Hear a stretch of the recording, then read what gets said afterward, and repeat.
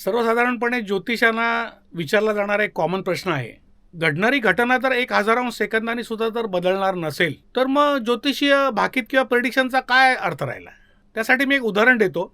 माझ्या इंजिनिअरिंग स्टाईलमध्ये मी स्वतः एक सिव्हिल इंजिनियर आहे आणि ट्रान्सपोर्टेशनबद्दलं एक उदाहरण देतो मी. समजा तुम्ही रेडिओ कॅब बुक केलीत आणि तुम्ही एका अनोळखी रस्त्याने चाललाय. तो ड्रायव्हरलाही माहीत नाहीये, त्यांनी फक्त GPS लोकेशन लावलंय त्याच्या गाडीमध्ये आणि अचानक दणकन एक खड्डा येतो जो ड्रायव्हरलाही कळत नाही आणि तुम्हालाही कळत नाही आणि गाडी जोरात त्या खड्ड्यात आपटते, जेणेकरून तुमच्या कमरेपासून तुमच्या मेंदूपर्यंत एक विलक्षण कळ जाते आणि तुम्ही इरिटेट होता.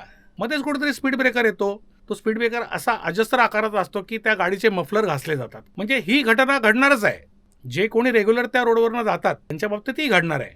पण त्यांच्या बाबतीत एक फरक होणार आहे की त्यांना माहिती आहे की या रोडवरती खड्डे आहेत. त्यावेळेला त्या खड्ड्याचा अंदाज आधीच आल्यामुळे ते आपली गाडीमधली पोझिशन बसण्याची ही अगोदरच ॲडजस्ट करून ठेवणार की जेणेकरून तो खड्डा नेगोशिएट करताना आणि केल्यानंतर तो झटका त्यांना बसणार नाही. म्हणून मी कायम त्यांना उत्तर देतो की घडणारी घटना जरी बदलता येणार नाही तरी त्याचा जो इम्पॅक्ट आहे हा गाडीच्या शॉक ॲब्सॉर्बर सारखा काम करतो आणि एखादा मोठा अपघात हा साध्या खरचटण्यावर निभावला नेऊन जाऊ शकतो.